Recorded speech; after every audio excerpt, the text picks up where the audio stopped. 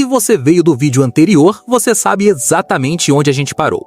Lloyd havia acabado de sair de uma dungeon com a Tal, enfrentado um Lich que não era páreo para ele, e no episódio seguinte a gente viu o 7º príncipe se juntar ao Albert e a Silpha numa caçada de monstros que rapidamente saiu do controle, porque no meio dos Beowulfs que se regeneravam de forma inexplicável, havia algo muito maior esperando, um Majin, um demônio de verdade selado há mais de 100 anos que usava aquelas criaturas como exército pessoal.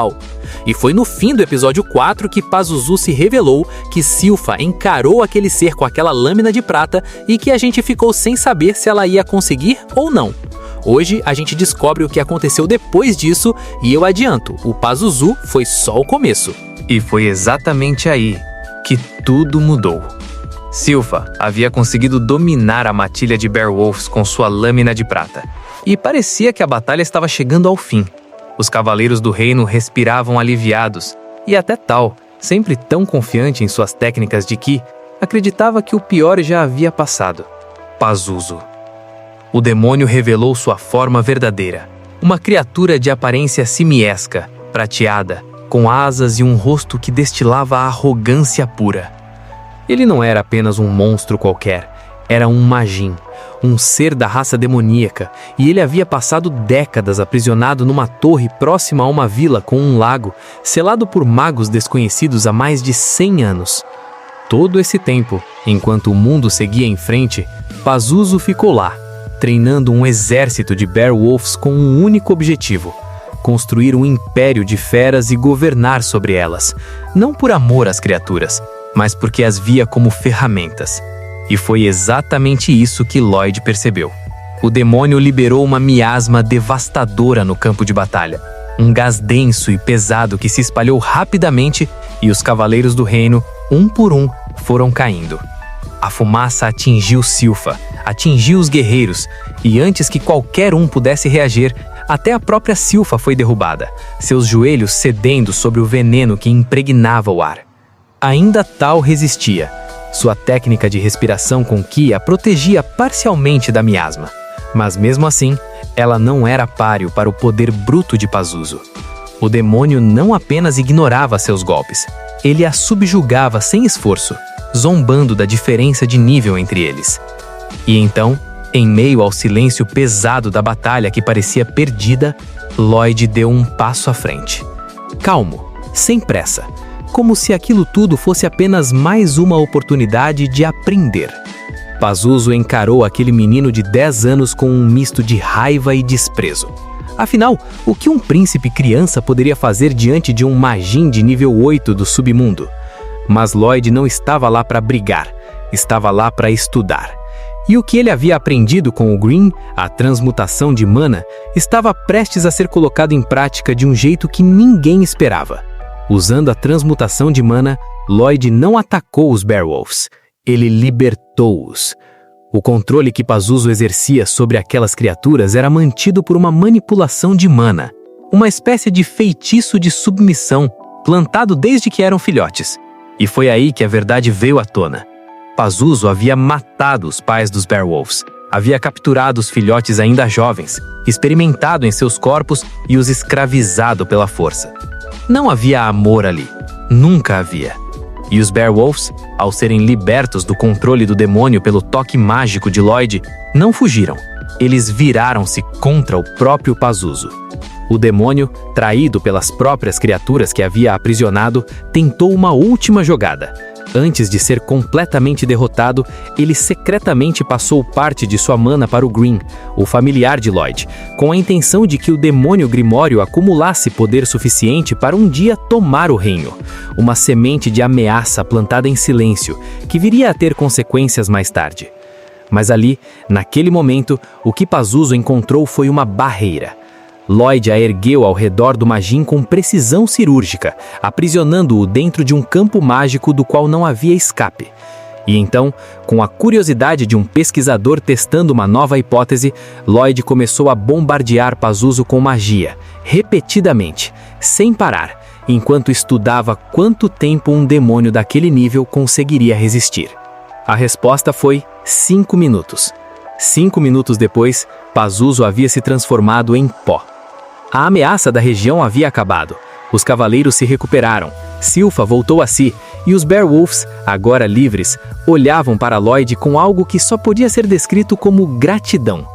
E entre eles, havia um Beowulf grande, branco como a neve, que ficou olhando para aquele menino como se fosse o único ser no mundo que o tratou como criatura, e não como peça. Lloyd olhou de volta, e com aquela expressão neutra e curiosa que era a sua marca, deu ao Beowulf um nome: Shiro.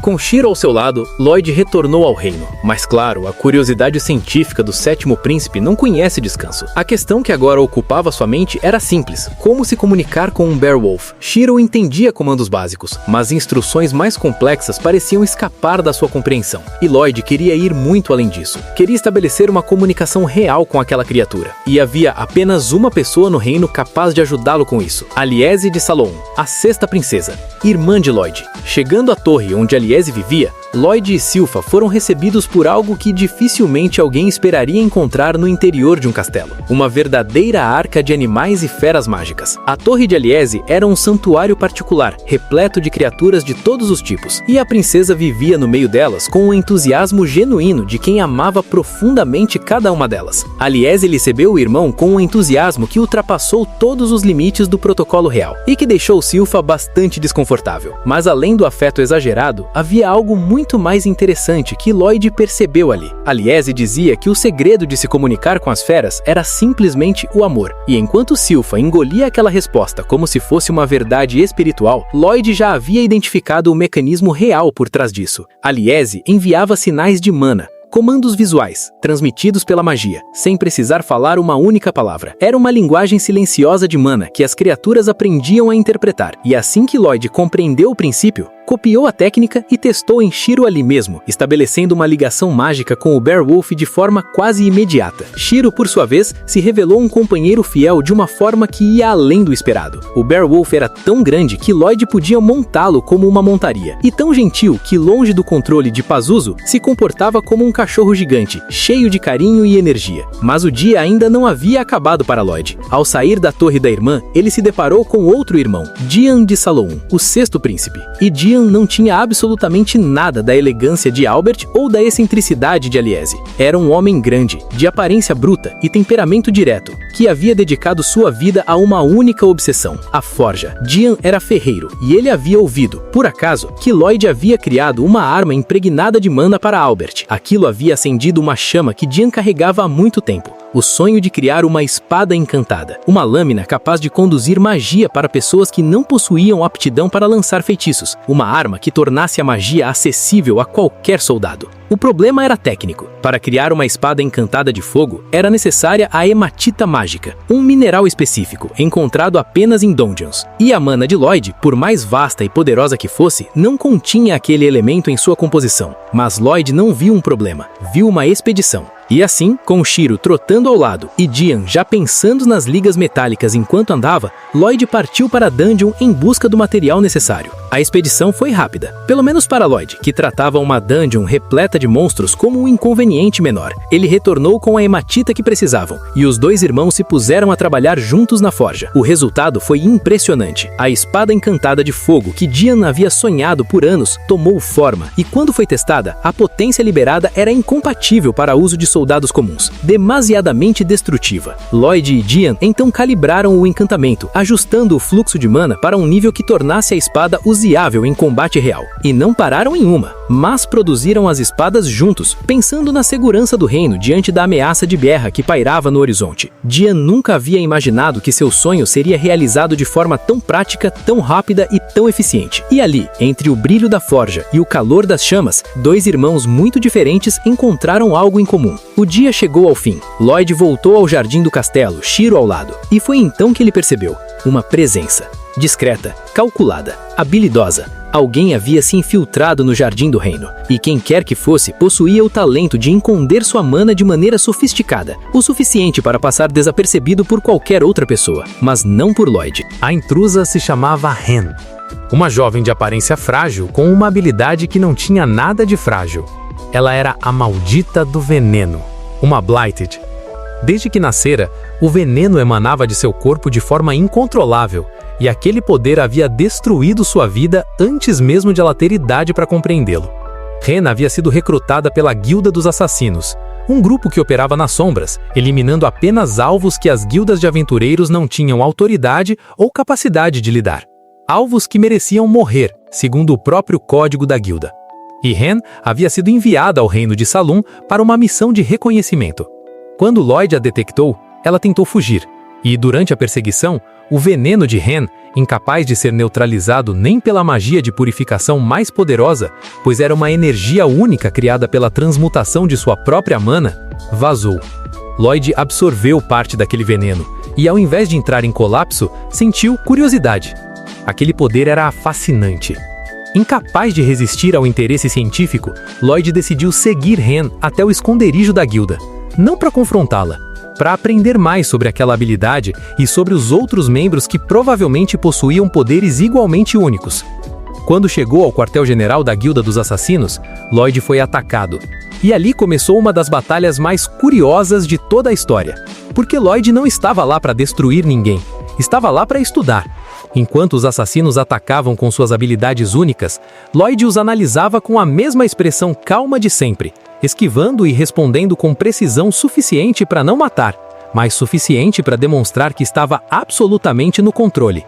Entre os membros havia Galileia, o maldito da aranha, capaz de criar teias e se mover com reflexos de araquilídeo.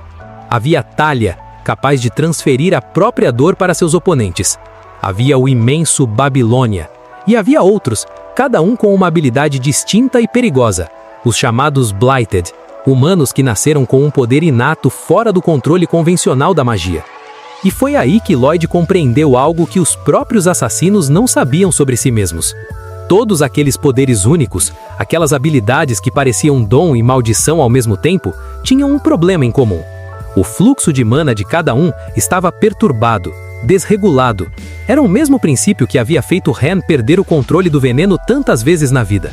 O fluxo interno de mana estava caótico, e aquilo limitava e distorcia o potencial de cada um deles. Com uma técnica que ele havia refinado com o Green, Lloyd corrigiu o fluxo de mana de cada membro da guilda, um por um. O resultado foi transformador. Ren, pela primeira vez em sua vida, conseguiu controlar o veneno, reduzi-lo a uma névoa inofensiva se quisesse, ou concentrá-lo em um ponto específico. Os outros membros ganharam precisão e controle sobre poderes que antes eram instáveis e imprevisíveis. A Guilda dos Assassinos, que havia entrado naquele confronto como inimigos do Sétimo Príncipe, saiu dele devendo uma dívida que não era possível calcular em ouro. E Lloyd, satisfeito com o que havia aprendido, ficou curioso sobre uma coisa específica: o líder da guilda, um homem chamado Jade, o Lobo Sombra, o maldito fantasma. Alguém com o poder de teletransportar para qualquer lugar do mundo, mas que, por uma cruel ironia, não conseguia controlar para onde ia nem quando. Jade desaparecia de forma aleatória, aparecendo em lugares e momentos completamente imprevisíveis. Lloyd queria aprender aquela habilidade. E a guilda, ao contar sobre Jade, revelou que haviam recebido uma carta com a letra do líder e que ela havia chegado até eles de maneira impossível. Teletransportada, direto em suas mãos. O que significa que Jade havia finalmente ganhado controle sobre o poder. E na carta, um convite para que todos se reunissem no castelo Lordost, o território da família de Jade. Os membros da guilda estavam radiantes. Seu líder havia voltado, seu irmão havia voltado. Lloyd queria conhecer aquela habilidade de perto, e então foi junto. O grupo chegou ao castelo Lordost em meio à expectativa. Os membros da guilda estavam animados, carregando nos rostos a antecipação de quem estava prestes a reencontrar alguém que amava profundamente. Eles contaram a Lloyd durante o caminho histórias sobre Jade, sobre como ele havia encontrado cada um deles no momento mais sombrio de suas vidas, como havia aceito suas maldições sem medo, como havia sido um pai, um irmão, um guia. E, à medida que cada história era contada em flashbacks, o peso do que Jade representava para aquelas pessoas tornava-se cada vez mais real. Mas, quando chegaram ao castelo, algo estava errado. Jade estava lá, sorrindo, elegante, de braços abertos para receber todos, e os membros da guilda correram em sua direção com o alívio de quem finalmente chegou em casa.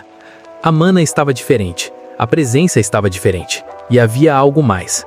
olhos com íris escuras e pupilas roxas que por um instante revelaram nas bordas uma energia que não pertencia a nenhum humano. Aquilo não era Jade. O que estava diante deles era Gizarm, um Lorde Demônio do Submundo, uma entidade de poder incomparavelmente superior ao de Pazuzu, que havia tomado o corpo de Jade após a morte do verdadeiro Lorde dos Assassinos. Gizarm havia passado meses dentro daquele corpo, absorvendo as memórias, os padrões de fala, os gestos, tornando-se uma cópia tão perfeita que os próprios amigos de Jade não conseguiam distinguir. E o poder de teletransporte de Jade, que antes era caótico e incontrolável, nas mãos de Gizarm tornava-se uma arma precisa e letal. E então, o Lorde Demônio revelou sua intenção. Ele não queria apenas os corpos da guilda, queria o reino. Queria expandir seu domínio usando os corpos dos Blighted como hospedeiros para outros demônios menores que o serviam. E havia revelado, com a crueldade calculada de quem saboreia o sofrimento alheio, que Jade havia morrido fazia muito tempo. Que a figura que eles haviam procurado, esperado e amado não existia mais. O sorriso de Gizarm não era o sorriso de Jade. Era a expressão de algo que se alimentava de dor. Os membros da guilda ficaram paralisados. Ren tremia. Galilea cerrou os punhos. E ao redor deles, de dentro das paredes do castelo, surgiram figuras, convidados do banquete que Gizarm havia preparado, todos já hospedando demônios menores em seus corpos, rostos que distorciam por instantes em expressões que não eram humanas. Mas Lloyd estava ali. E Lloyd, com aquela calma que nunca o abandonava nem diante do impossível, se posicionou entre Gizarm e a Guilda dos Assassinos. E é aqui que a gente para, com Lloyd avançando contra Gizarm. Mas eu preciso te dizer uma coisa antes de encerrar. O que vem nos próximos episódios é onde essa temporada atinge o seu ponto mais alto. Porque Gizarm não é Pazuzu. Ele não é um demônio arrogante que subestima o adversário até o fim. Ele é um Lorde Demônio que usa o teletransporte de Jade como arma.